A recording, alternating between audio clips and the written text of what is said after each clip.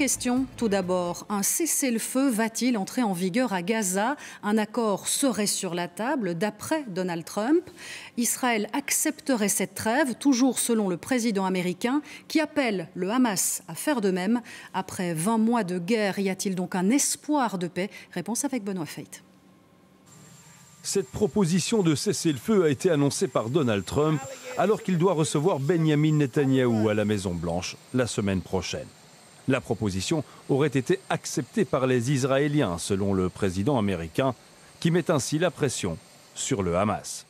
J'espère pour le bien du Moyen-Orient que le Hamas acceptera cet accord, car la situation ne s'améliorera pas, elle ne fera qu'empirer.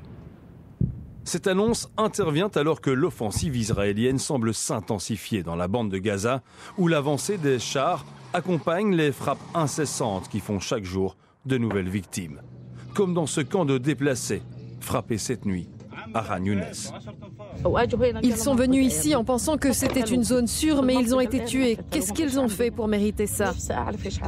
De nombreux témoignages affirment également que des civils sont régulièrement pris pour cible lorsqu'ils se rendent aux rares points de distribution d'aide humanitaire organisés conjointement par les États-Unis et Israël.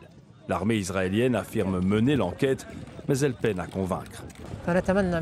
J'espère que tous les donateurs et l'Amérique trouveront un meilleur mécanisme, comme les institutions internationales, pour apporter de l'aide à la population avec respect et sans humiliation, car il s'agit pour l'instant d'une aide humiliante, souillée par le sang du peuple palestinien.